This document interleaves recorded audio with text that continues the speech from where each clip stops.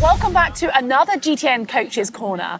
Now, no offense to Mark or James, but I have upgraded my partner today. Björn Geesmann, thank you very much for joining me.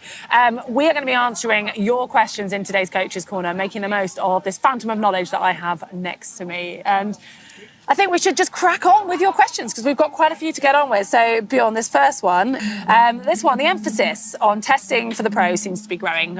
All sorts of testing, physiological, aero. What should age group athletes take from this? And is it worth them trying to get some physiological tests? If so, which ones would be most beneficial? Simple one, honestly.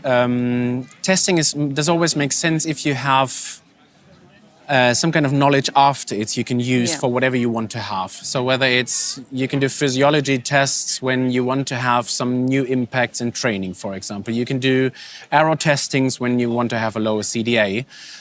For age groupers, honestly, I would start with the basics. And if there would be just one testing I would need to recommend, then it would be just a bike fitting to be safe in your position, to be pain-free, to have good comfort on the saddle, to have a good stability, to be able to hold the aero position, for example, for a longer period of time.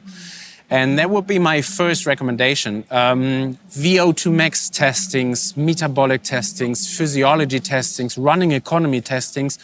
You can do all the stuff, but not without knowing how to at least find a way to also increase it. Yeah. And therefore, I would say bike fitting, most important. Physiology, if you're really up to, let's say, really into training. So if you probably have some kind of sports scientist or good coach next to you. Wind tunnel testing, sure, very interesting. Possible in Germany in half a year, just to say that. Hey, here I am, good to see you.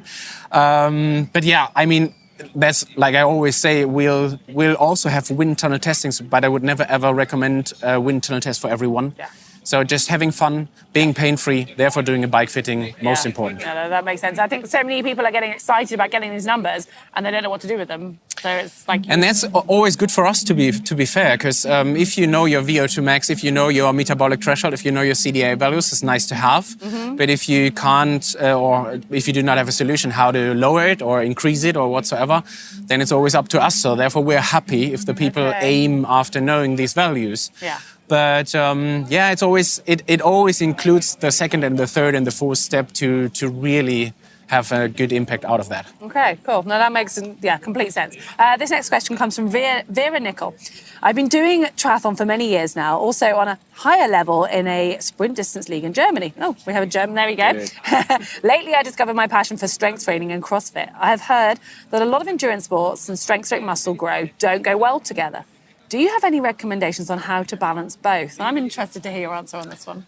I would never exclude something which you're having fun at. So therefore, if you want to do CrossFit and triathlon, then it's good to go.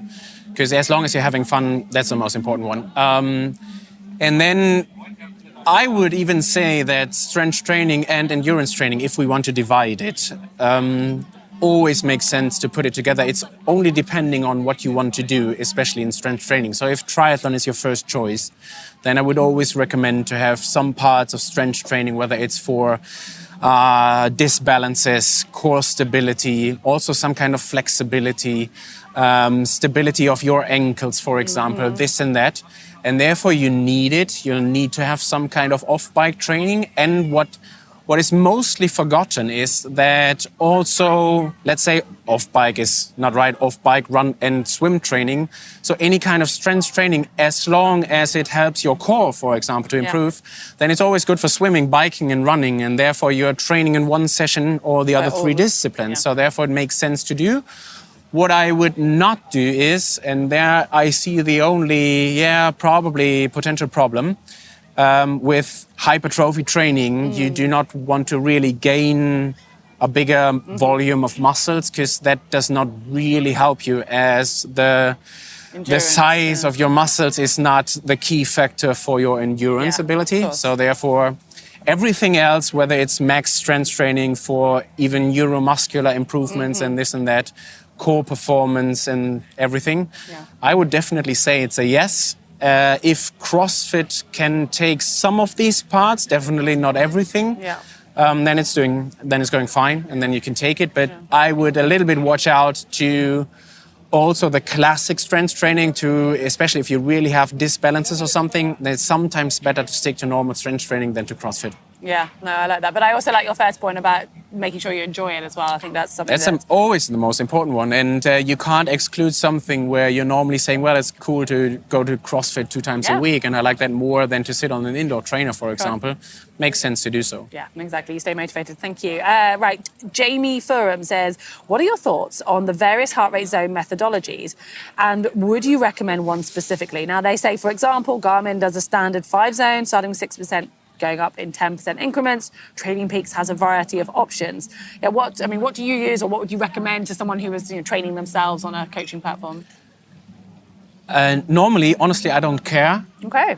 And the problem we have in this one is that, and it's a triathlon likely problem to be fair, we're trying to bring metrics and values into something where we forget to have still the overview about what we're doing. Mm-hmm. We can have an endurance-based training, however you call that. Is it still A1? Is it zone 2 training? Is it A2? However you define it. But we can mean totally different things on this. So therefore, the question must always be, why am I doing it? And what am I doing it for? Yeah. So if you want to have your endurance-based training and you're aiming for whatever, training your fat metabolism, just to say some example, then it's more important to look on the nutrition around your training, probably a bit of intensity, but even more, I think, on a solid carbohydrate intake to be safe on training quality and everything. And therefore, overview is way more important than any zone could ever be, because even the definition, the exact one of one zone can be with so much variation that it does not really make sense to say, this is my zone for this one. Yeah. Other example would be, if we talk about, for example, threshold training, then we have a zone for it. But how do we really measure our threshold? Do we talk about the same threshold? Is it like lactate threshold? Is it your VT1, VT2? How is it measured as well? How is it measured? Yeah, okay. Did you do a lab test? Did you do an FTP test? Did you use any kind of AI test you can do so far? And the variation in this one is big at all. And then we try to break it down to one zone. And in my opinion, that does not really make sense. So we always have to ask first, what am I doing this for? And if you have an answer for this one, if you want to train fat metabolism, then the answer for the why must be, well, I need an endurance-based intensity. I have to have a look on my nutrition prior to the training ride. Have to then have a solid carbohydrate intake. And intensity, well, if it's 10% less or more, nobody cares, honestly. I love that. And I love that coming from you, a sports scientist who's, you are about the numbers, but I think we can all get bogged down in that. And I think our viewers can certainly take from that. So, all right, we've got one final one, just a little bit different here. This is from Paul Zableski. I think I might have butchered that name, but anyway, we'll move on. Question from a person who's new to triathlon and larger in size. Seems like many bike videos and tips are geared towards saving weight and being aero. 6'1" and 230 pounds. We might have to translate that to English. Is this all just rubbish? Does it really matter if my bike is lighter if I'm not? If I'm wide, does it matter that the wheels are deep and the helmet is aero? Is there any data on diminishing returns and weight and aero of a bike when the riders are larger size? And I think it's quite an interesting one. Maybe something we don't cover very often. Yeah, absolutely. And 90% of the triathlons, I would say, we do not, let's say, care for weight as long as it's normal weight, let's say. We're not talking about being overweight and doing long distance triathlon, but normal weight in mid or long distance triathlons does not really play a role on the bike. The only relation you have to care for is your CDA value and your absolute power output. Yeah. That's the problem when racing on Sunday, like against Magnus Ditlev, we have now that he has both a very high absolute power and even a low CDA value. Worst combination worst combination if you are racing against him. Okay. Best combination for him. Best combination for him. And way more important than Magnus having 1, 2, 3 kilograms less or more on the bike. Because what we have to really look on is, as long as we are not really talking about uphill sections, which sometimes we define wrong in triathlon, like 3% uphill is not an uphill section. uphill is, let's say, minimum 6% to probably 8%. So first time ever, we are taking care of weight in triathlon. If we are doing an Ironman World Championships in Nice, for example, then we care for it. Then we are thinking about how to probably optimize weight on your bike, probably not even taking a TT bike, but just a road bike. That's another conversation on this one. But if you do not really have uphill sections in your race, then I would definitely not care about weight. And again, when we're talking about the effort and outcome of weight on your running, then effort and outcome on weight on your bike performance in relation to the whole system weight, way lower impact on this one. So therefore, you do not really have to care for it. Yeah, cool. Well, I like the conclusion at the end there as well. Well, thank you so much for joining us. And I asked so many questions. We've got loads more. But if you guys have questions, I'm afraid you're going to have to put it with Mark, myself, or James answering them. You can leave them in the comment section below using the hashtag GTN Coaches Corner. And I think I'm going to have to let Björn go before it rains again. I mean, I thought Germany was more sunny than the UK. It will be on race day. Okay. We are on point, so we care for race day and we do not care for the rest round. Oh, okay. And finish line party. Yeah, all right, the party. Well, thank you so much for joining us. All right, Thanks. cheers.